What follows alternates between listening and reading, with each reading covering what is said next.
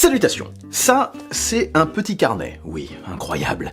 Ce petit carnet, en fait, renferme plein d'idées de vidéos que je mets en place progressivement. Enfin, dès que j'ai une idée, tchac, je l'écris à l'intérieur. C'est le carnet magique, hein, clairement. Là, comme j'ai pas beaucoup de temps, j'ai regardé dans mon petit carnet, j'ai pioché dedans un sujet de vidéo qui pouvait être plutôt court, parce que je suis très pris cette semaine, voyez-vous. Mais du coup, il y a eu quelques news, et je pars sur un truc qui n'est pas du tout dans mon carnet, quelque chose de complètement différent. Du coup, le petit sujet, ça sera pour la semaine prochaine, je pense, ou pas, on verra. Ah oui, ça se passe comme ça ici.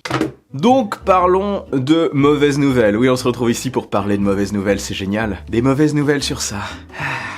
Enfin, pas ça, ni son successeur. Son complément. Si vous attendiez le Meta Cambria, comme moi, le casque haut de gamme de Meta, celui qui est attendu pour compléter celui-ci avec plus de capacité, un casque de réalité mixte mêlant de la réalité augmentée et de la réalité virtuelle, dont j'ai parlé dans une vidéo totalement dédiée que je mets dans la description, bien entendu, je vais pas tout refaire ici. Si vous attendiez ça, eh bien il y a deux bonnes grosses potentielles mauvaises nouvelles dont il fallait à tout prix que je vous parle. Déjà la première provient de sources sûr, ça vient directement en fait de Mark Zuckerberg, donc il n'y a pas plus sûr, c'est lui le PDG. Apparemment, le Meta Cambria ciblerait vraiment principalement un usage professionnel. Pourquoi c'est une mauvaise nouvelle ?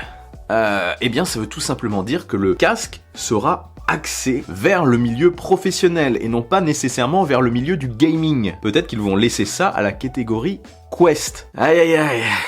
Et ça me fait vraiment peur. En plus, comme je l'avais déjà constaté en voyant les derniers visuels, les derniers rendus du Meta Cambria, Meta Quest Pro, enfin on sait pas trop comment il s'appellera, j'avais constaté, et on me l'a aussi fait remarquer, il y a un jour énorme apparemment en dessous du casque. Et ça, pour la VR, enfin pour l'immersion VR et principalement je trouve pour les jeux, c'est pas terrible. Mais bon, peut-être que la taille des lentilles et peut-être qu'un système fait qu'on est quand même dans une belle obscurité. On sait pas trop comment c'est à l'intérieur, peut-être que ça se cale directement autour des yeux, je ne sais pas. Mais en tout cas, à première vue, ça n'a pas l'air d'être le cas. Alors, est-ce que le Meta Cambria a pour objectif de jouer le rôle d'un casque de réalité virtuelle immersif, ou alors est-ce qu'il se dirige plus vers une expérience de réalité augmentée? On va voir. Et du coup, s'il y a un usage, comme je le disais, totalement professionnel, est-ce que ça sera quand même axé un petit peu sur les jeux? Ou alors est-ce qu'ils vont juste rendre compatibles les jeux Quest 2 sur le Meta Cambria sans réelle amélioration? Ouais, ça me fait peur.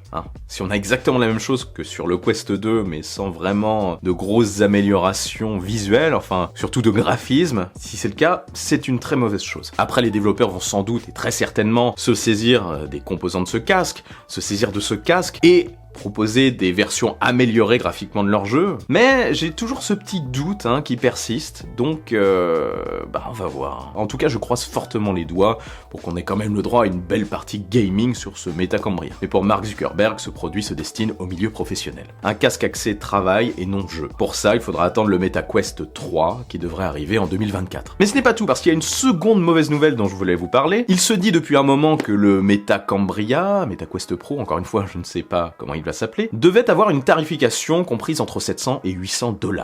Ça se tenait au regard de la stratégie tarifaire de Meta, qui a tendance à pousser un petit peu les prix vers le bas. Le Meta Quest 2 est plutôt accessible, aux alentours de 350 €. C'est pas mal du tout pour un casque comme ça, donc on pouvait s'attendre à voir arriver un modèle plus cher à 800 €, couvrant un secteur plus haut de gamme. En plus, il se disait que Meta voulait réduire un maximum les marges pour démocratiser au plus cette technologie. Basée d'ailleurs plus leur stratégie sur la vente d'applications, la vente d'objets virtuels, plus que sur la vente du produit physique. Une stratégie plus axée vers les revenus du software que du hardware. Eh bien, encore une fois, il semblerait qu'on soit refroidi. Apparemment, il va coûter très cher, plus cher qu'on ne le croit. En tout cas, c'est ce qu'un représentant de Meta a dit. Encore une fois, ça vient directement de Meta, de manière officielle. En effet, il a commenté les rumeurs persistantes qui indiquaient que le produit coûterait aux alentours de 700-800 $. Il a dit que c'était inexact et qu'il fallait s'attendre à voir arriver un produit significativement plus cher. Mais super, mais quelle bonne nouvelle! Soit c'est pour faire une farce et nous surprendre avec le tarif lors de la sortie, parce qu'ils n'ont pas apprécié que ça fuite, soit, ce que je pense, ça sera vraiment plus cher. Un tarif peut-être supérieur aux 1000 $. Significativement plus cher, peut-être même 1200, 1300 $. Et ça irait de pair avec ce que dit Mark Zuckerberg, que ce produit